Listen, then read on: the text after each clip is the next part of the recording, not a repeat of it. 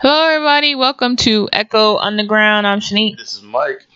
And on this podcast, we talk about music, TV shows, movies, and any other interesting topics. Today's episode is going to be about the new, movie in the 50 Shades franchise called 50 Shades Freed. Right? Mm-hmm. And so we just saw it today, but it'll probably be like Monday when you guys actually hear this. But overall, I'm gonna give 2 grades, just like I did the Maze Runner. I'm gonna give this movie like a B as an overall movie. I had no problem with the acting. I thought the chemistry between the 2 leads were fine. I thought the story was a little bit light. It was shot beautifully. Had a really good soundtrack. And it was kind of predictable, but oddly enough, this is probably the first 50 Shades movie where I was like, oh, they're actually a cute couple. Because, like, I admit, it took a while. Because sometimes I looked at her like, Anna, you could do better. I don't care if he has money. You could do better than that. But overall, I thought it was just a decent movie. I'll give it a B. As for the franchise, in my opinion, this is probably the second best movie in the franchise, besides the first one. The second one's probably the worst one, in my opinion. But for the franchise, I'm gonna give it a B minus. I think overall, it was a good movie to close it with, but it wasn't like the best movie. Like, I still say the first movie was the best one out of the whole entire thing. But that's just me. What do you think of this movie? This has come from someone who I think I might have said before that I've never read the books for 50 Shades. I do know the hype behind it. And I don't know, I can't speak as to how well it translated from the book. But if this movie's close to the book, then, and I'm hearing stories that, things are cut out of the book, then I guess it's okay. It's okay. To quote someone that I know very well, it's okay. He can't do it like me, though.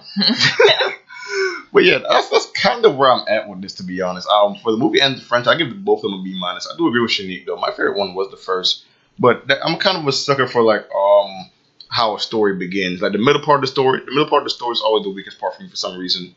I just think the second movie just handled it in a weird way, and the third movie, at least there is closure to everything now. So it's got that going for it. But yeah, B minus for both the trilogy and the movie. Okay, so let's get into who is your favorite character of 1, this movie, and 2 of the entire franchise.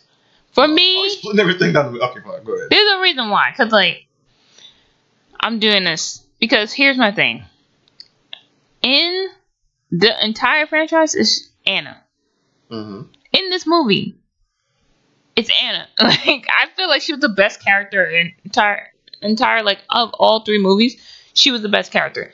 Yes, Christian did get character development, but Anna kind of got some. But no, I said I was about to say.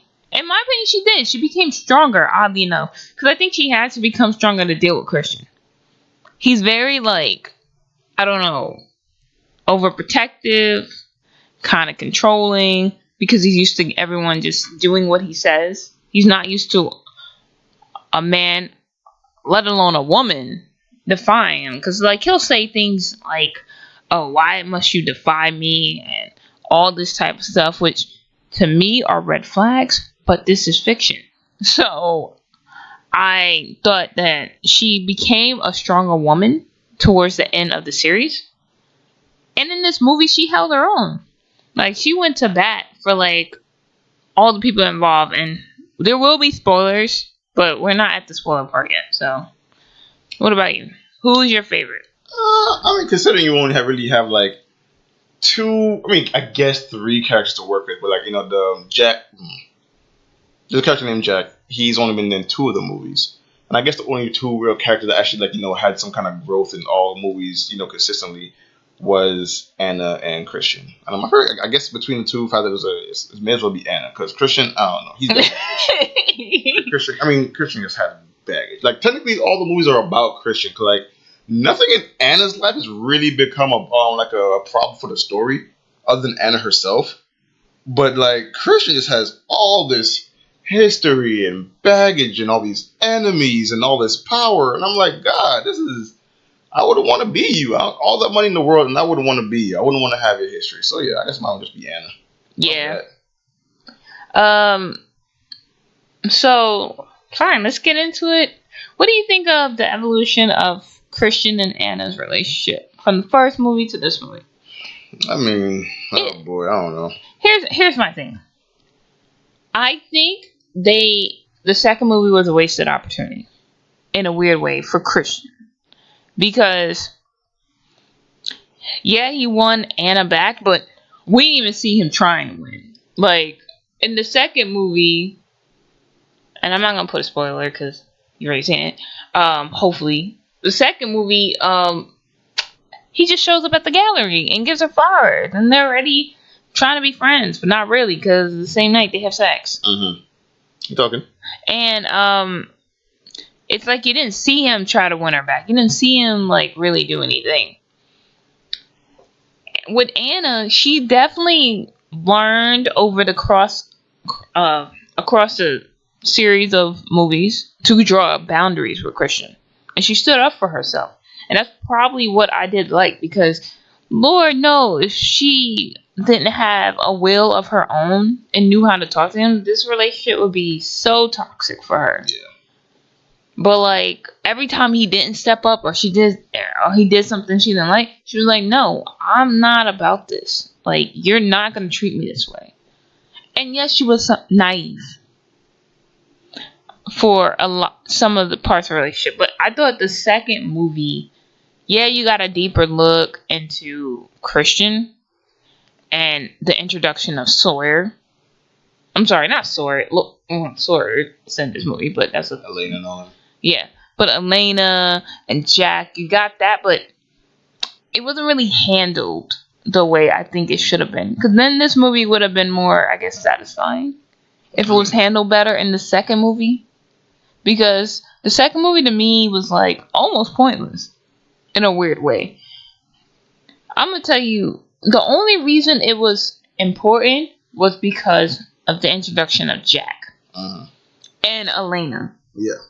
And they weren't even the biggest part of the second movie. If you cut the second movie out, and let's just say, 2-3 years later, you'll be fine watching the third movie. So it's just like, to me. But I did like that Christian definitely, he smiled more. He less robot. Yeah, less robot, and like he definitely learned to respect her opinions a lot more. Because the first one, he's like, "Get in the car." No, you're coming now. Like, he was very bossy in this. And she definitely learned how to like stand her ground a lot more. I think before him, she probably wasn't even an assertive person.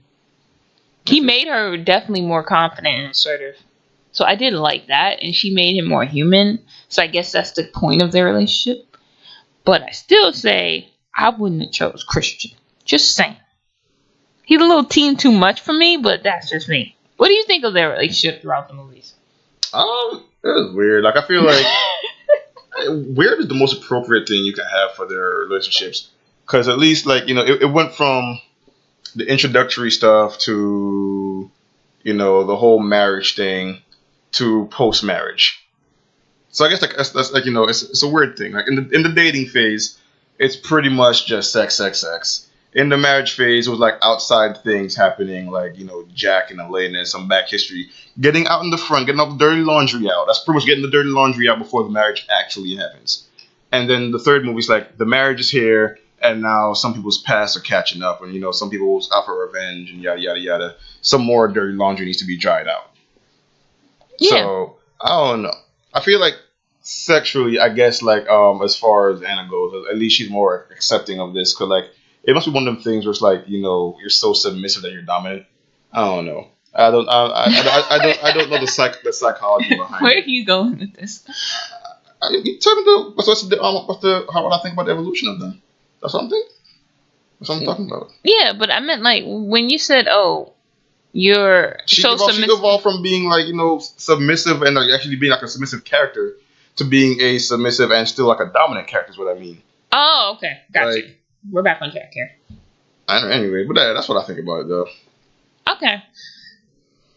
I agree. I definitely think she probably had the best. She was written the best throughout the entire thing. Christian needed work, but apparently this is sexy. I don't know. Speaking of, this is related to it. We were in the theater and there was a bunch of like white women like in the row, just going woo and talking. And Michael was like, "Yo, I already know." It's gonna be one of those days. It's gonna be one. Oh, remember why they got married? Who's Sheila? Oh yeah. Coming 10 minutes before the movie ends, and all of a sudden he asks who the characters are. Like, come on, dog. Why did you even pay for your ticket? Why did they even sell him the ticket? Because I thought they wouldn't sell it to you. He must have been movie hopping. There ain't no way. I refuse to believe that he really got those tickets sold to him like an hour and a half into a movie. Hell no. You know what? He could have pre-ordered it. Got there hella late, and then was like, "Who's Sheila?" Because he was drunk too. It's my job to explain it to you. It's not my job to explain it to you. It's my opinion here. So I don't know. Yeah, but we went there, and there was just a bunch of like old women, white women, it's a bunch of women just saying the general audience 50 Shades. For this book, pretty much. I got to see them in person. I'm like, oh yeah, that's them. Speaking of, right on the nose. Oh, the trailer. Book club. Yeah. That looked funny, but I would never see that in theaters. Like, I would never see that in theaters. I'm weird about old people romances. I just don't know. I'm just not like. But there's a part of the trailer. I know we're going on a little tangent here, but there's a part of the trailer where like the guy was getting pulled over. It's an older guy, and he's like on Viagra. And there's like an old guy Viagra joke, and like she put the flashlight on and tell him, "Y'all two have fun now." I'm like, get the fuck out of here with this. Hey, they're old, not dead. That's fine. I don't need to know what they up to with their old body parts and whatever. Shit. No, I just thought it was funny. It looked like hey, I'm having fun with my girls. But like my girls are like 70. It looked like one of those movies. Pretty much. It's like Girls Trip except they're old and white. And it's funny because they showed it in front of this movie and they were all rating 50 Shades of Grey. So I was like, all right, yeah. I see. But one thing I also want to talk about, what did you thought of the soundtrack? Oh, the soundtrack was excellent. That's probably my favorite thing. But all the movie trilogies and all of them, you can make a pretty dope soundtrack out of playlist out of all the soundtracks in each of the movies. I thought this one was excellent. I think the first one I liked Beyonce's and The Weeknd's the most. I'm forgetting what I liked in the second one, but this one had a lot of good hits too. Like they were there for the sexier parts, but like they were pretty good. Even the non-sexy part, like when it really got really dramatic, the music was on point. Mm-hmm. There was not the romantic parts. The music was on point. Mm-hmm. Everything was like really good. And I was like, oh man, I want this CD. Like low key, I want the soundtrack. Yeah. Soundtrack's pretty dope. Yeah.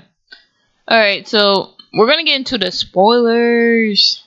So we had some new characters in this movie. One is Sawyer. What do you think of a character? I mean, he had a lot of scenes. Like, but he's a background character. Like he's a protective service. Notice how he used the word character. Background character, which means there's no reason to get into his character. He's just a guard. Like he has no real character. He's just a paid guard who's doing his job. He's like the typical.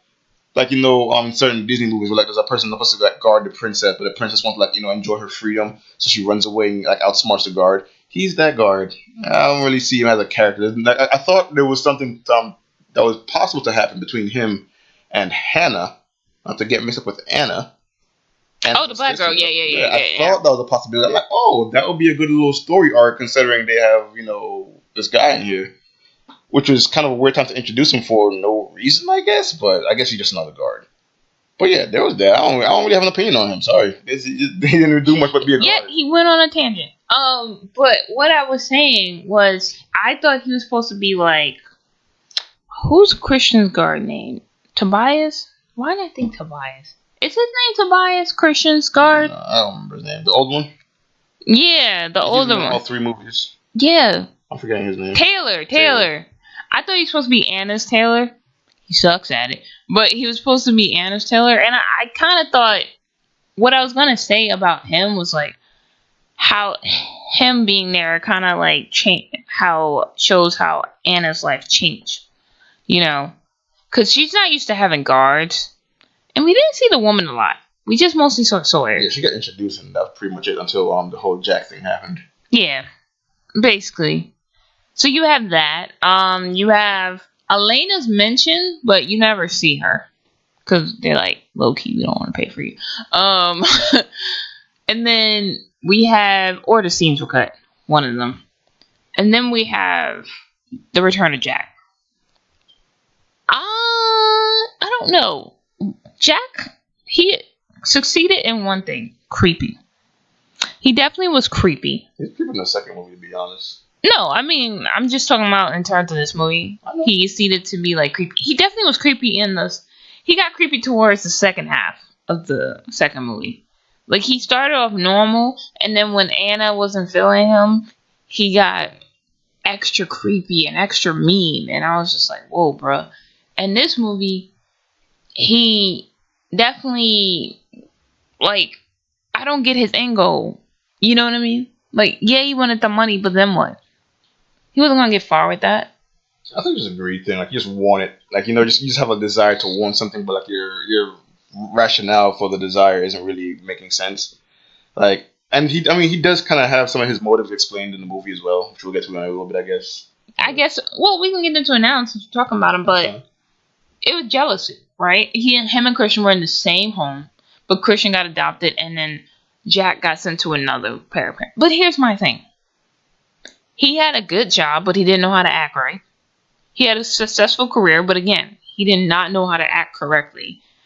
And he went to Ivy League school on a scholarship, graduated top of his class, good career, all these things, but he was just an ass. Mm-hmm. So can he really blame Christian for his misfortunes when all he had to do was act right? I mean, yes, he doesn't have Christian's money. And he doesn't have, like, the life that Christian had. But he still... to be happy. That's the worst part. The thing is, he still had a very good life. So, I don't know. I just thought, honestly, he was really just in there to be in there. Like, I know I was supposed to be scared by him. But I was more curious about the people's reaction to him. And it's kind of BS that he got out. And it's also kind of BS that he tried to sell it like, oh, it was a misunderstanding. How is a knife to my neck a misunderstanding? Yeah, I forgot. This was kind of weird. They never brought that up in the whole court thing. I'm like, he exhausted all other options to get in contact with her, so he broke in and put a knife to my throat and tried to kidnap me. He seems alright. Let's give him a $500,000 bail. What? Yeah, that didn't make sense. There was some plot device happening here. Yeah. He never should have got out. Either what they should have did, personally, is that whole scene where he should have been successful in kidnapping her. Or at least got further down where they had to chase him, if they wanted to be big about it. But they should have did that towards the end of the movie, then he'll die, and then we deal with the other stuff. But he was just there to make their lives difficult. What do you think of him as a villain in this movie? I don't know. I thought he was weird. It was weird in the first one. He was pushy, talking about I can make you, do all these things that Christian can't do to you. Like, he was really creepy in the second movie. In this one, it didn't get better. No, he didn't get better. Like, he was really stalky. He had this girl. We can get into her character later, I guess. Character with air quotes, because she was barely there. I mean, I don't know. Like, I don't know what his plan was when he was chasing them down in the car. Like, the whole car scene with the house in the hills or whatever. That wasn't him. Oh, yeah, it was the girl. I mean, either way, what I don't know what the plan would have been had the girl caught up. Because Christian, one, is with Anna at the time. And she wasn't even interested in Anna. And two, you're in a Dodge Durango chasing a fucking, sports car, Audi. And I'm like, in real life, that Durango would have been in the dust. You'd have been in another country by the time that Durango even, caught wind of you. But I don't know. As far as him being a villain, it was adequate enough for the story. I don't see him as a villain. I just see him as some guy who has like problems in his head and just got jealous. Like, I don't know. I feel like my ratings for villains come from like a motive, and his motive is just like, wah, you had all these things and I didn't. Wah, give me my life, give me the life that you have and trade places with me. Wah. That's literally all I'm hearing. And like, you went to the extent of like trying to like kidnap and potentially kill this this guy's wife and the family members and all this. And I don't know, man. And you know what makes it worse? He did it for like what, $5 million? Apparently, that's the amount his greed is worth. That's a lot of work to go through for $5 million. That was just strange to me.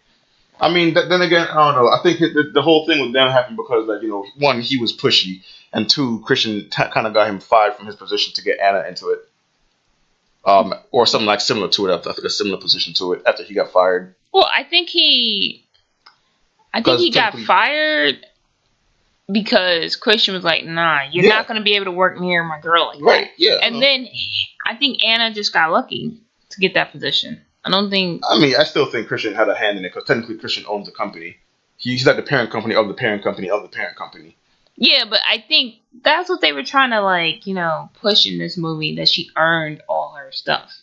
So yeah, they're definitely there's no the office pointing that out. Yeah, there's no. You got a promotion and you weren't even here.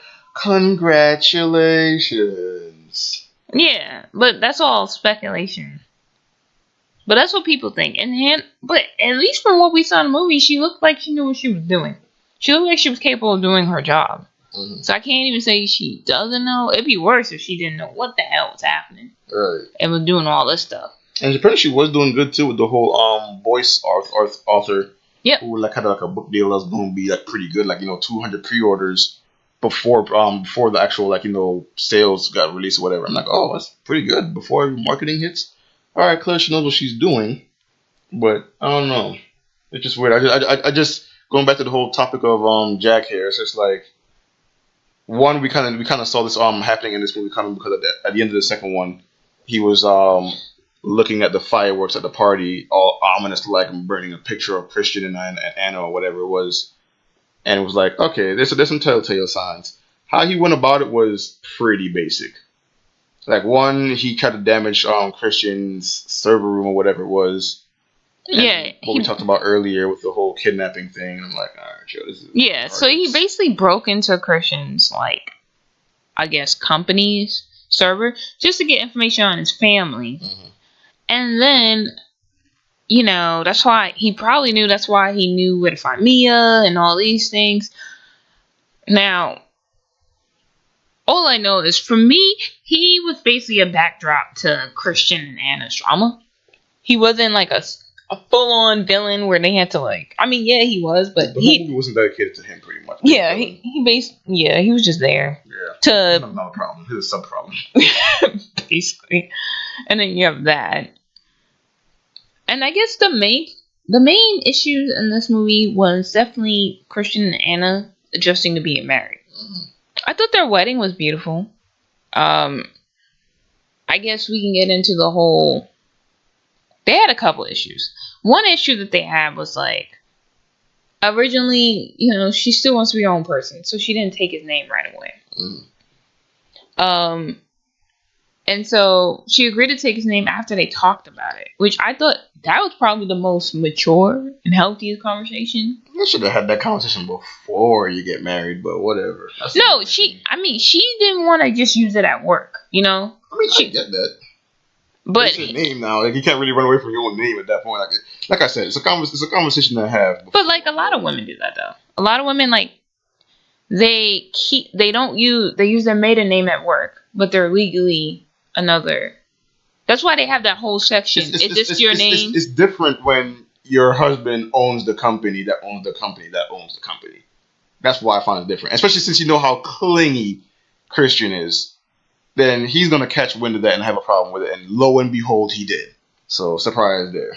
But he also should know his wife. And she gave him plenty of hints. Like, I'm not just going to be Mrs. Gray. Yeah, but he's not taking that in context of the name, though. Yeah, I mean, she took his name, but she just wanted to use her maiden name and work. I don't think it was a big deal, but I mean, it was like they talked about it and she's like, okay, if it matters that much to you, fine.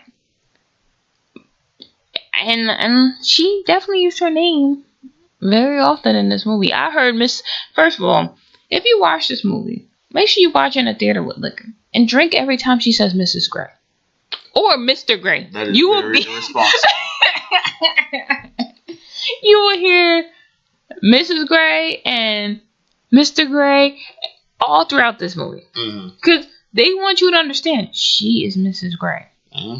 There's even a time she had to like check the one architect girl. Yeah, and that's my favorite scene in the entire movie, to be honest. That and the fight they had about the baby. Yeah, that's probably the. No, when I say favorite, I mean overall. I thought that was probably the best acted scene in the movie, and it was a good dramatic climax before this plot with Jack. That's what I mean. Like I thought it was a really good scene. By the way, if you ever caught wind of that, she is pregnant in this movie. Yes, we find out. That's what the movie pretty much ends up being having this main problem. Yeah, Christian don't know how to act right. He's like, I wanted to give you the world. He handled becoming a father pretty bad. The stereotypical way that guys don't want their girlfriends to get pregnant is pretty much how he handled it. Like, it wasn't a good sight. Yeah, and she called him out on it. She was like, yeah, you fucked up. And he's like, oh, well, I'm apologizing. And she's like, that's not enough. Well, you can't just leave. Yeah, I mean, he fucked up mostly because he went to Elena. Not only for the reaction, but he went to Elena for, like, consolation or whatever. Well, I think it was the combo of Elena, the reaction, and then the drunk part. I mean, it is, but like a big chunk of it where she gave him the cold shoulder for a while was because she saw the phone. Like, don't get me wrong, his reaction already sucked, but like they were making progress with that because he was drunk and I guess she appreciated him being happy and drunk at the same time. But then after she found out the whole Elena thing, that's when she started locking him out. Like she was hiding in the red room. I don't even think she hid. That's another thing that kind of like confused me. He knocks on the red room, can't get in. He doesn't think, hey, she's in there. He starts sending out search parties. I'm like, dude, that room is never locked. Right. You can't find the key, yet you don't know where she is. That makes no sense. That whole scene was kind of weird. That room was always locked. Yeah, but he couldn't even like find the key. So if you can't find the key and it's locked, who the hell else would be in there? Yeah, that was a irresponsible decision. But he was like, you know what? I'm gonna send out a search party. Nigga, why are you sending out just? And then all his bodyguards and his maid looked up and they're like, whoa. Yeah, but they didn't. What else? I think there was. I did like you saw his family more this movie too. And I was telling Michael, this is probably the only movie where I thought Christian and Anna looked like a normal couple. Cause Lord, no, the second and the first movie, no, not at all. But their honeymoon scenes were very sweet. I was like, oh, this is a cute movie. I never thought I'd use cute with 50 Shades. I feel like it's mostly because like they toned down on like the sex scenes or whatever, and not toned down in the sense of like there's less of it. Not even that, but like there's less like detailed and over the top. Like now it's just like random sex in a car or on a table. Unlike where like the majority of the last ones in the red room with like a bunch of weird shit happening, or like the two silver balls. Yeah. I ain't gonna talk about that though, but that's just uncomfortable to even think about. But yeah. Yeah. I mean, it's like I said, there's nothing like super new in this movie as far as that goes. Like they really did focus on the relationship, which I'll definitely give this movie credit for. Yeah, their relationship definitely matured. I guess. And then I think the only thing I could think of talking about is, what do you think Christian's gonna be like as a dad? I mean, clearly okay enough because there's a second kid on the way at the very end scene. So yeah, but I'm talking about like, what if their son grows up and try to talk back to Christian? I think because Anna's there, he's gonna be watered down a little bit now. He's a little more human because of Anna. I feel like outside of that, he'd probably like he would smack the shit out of that boy. Launch like, that kid. Or what's gonna be? I know he's not gonna have a problem with. They're gonna have a daughter, right? Let's say they have a daughter. Sawyer's right there. Fucking Taylor's like following the daughter. Whoever the poor boy meets, you think Christian's scary. I don't think anyone else in that family is like, nah. Right. I feel bad. He should only have sons. He's only going to be okay with sons. I think daughters would be horrible. I don't think he needs any kids, to be honest, but that's fine. That's it's already there. Yeah. Like, this is just my opinion. Like, I feel like, he has a legitimate argument for why he doesn't want to be a dad. But you know what? Accidents happen. You can't run away from that shit. well, you know what? I thought he just didn't want to be a dad right now. I mean, yeah, but like I can only imagine that his timeline was way beyond Anna's timeline. Like, Yeah. like the way he was saying, it was like he was pretty stoic about it. Like, definitely yes, but no time soon. Yeah, he was probably thinking like 10 years from now. He Yeah. probably was not thinking, like a couple weeks. He had a lot more short-term goals in mind than kids. So, and I get that because he even mentioned I think it was the first one or the second one on the contract, something about being on birth control or something like that. I forgot what it was. And like he even had like a doctor of his choosing to be the one to like administer it or something like that. But things were happening in this movie, and I guess you can talk about this. Pretty much it's only happened because she forgot to take a shot. But all things considered, she was being stalked and kidnapped and whatnot. Times were a little stressful. I don't blame Anna one bit, but you know what? It's whatever. That story to me was a lot better than the Jack perspective. So I'm okay with that. Yeah, like I think her getting pregnant, because she also mentioned something in the movie, like something that happened in the second movie was like a couple weeks ago. Mm-hmm. So if you think about it, the second and the third movie was a span of maybe less than 6 months. Yeah, definitely. Without including the time jump at the end. Right. So it's like, I could see why she forgot. Like, she had the issue with Jack, and Christian was acting a fool. Christian almost dies. And then they get married. They go on their honeymoon. Then she gets a promotion. Then she has more issues with Jack. And, spoiler alert, kidnapped Mia. And she gets pregnant. And I'm like, well, she did. Ever since she met Christian, her life took from easy to there's less everywhere. Life got twisted, turned upside down. Okay, we're quoting Fresh Prince on this podcast, apparently. Kind of podcast. But yeah, overall, like, I'm gonna give my closing remarks. Oddly enough, I thought this movie was cute. It was like a weird romantic comedy. Not romantic comedy. Sorry, wrong word. Romance movie. Sure, I'll go with that one. A lot more romantic comedy. There's no funny parts. Well, there's one part I found hilarious. Like the scene where she's checking that girl for hitting on Christian. Oh yeah. That was low key funny. Like I was laughing. She's laying the law down. Like, oh, don't call me Anna. You can call me Miss Gray. No, she put the Mrs. on it. She was like Mrs. Gray. To you, biatch.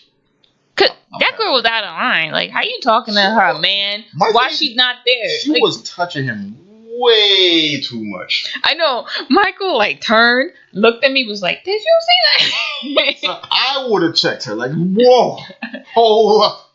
You see the ring? It's a big ass ring. You can't miss it. Look, I'm in the room. Do not look. Just don't look at my spouse like that. Like, what is wrong with you? Right. She was bold because I feel like if it was another girl, she would probably got snuffed real quick. Hey, it must be like a Seattle thing. I don't know. You can't go to New York with that kind of shit. You get checked in a second. Yeah, and if a woman doesn't check her, you look so weak by not doing that. Uh-huh. That's just disrespectful. But that scene was low key funny to me. Like I think everyone in the theater was like, "Ooh," because we had an audience of those women in the back.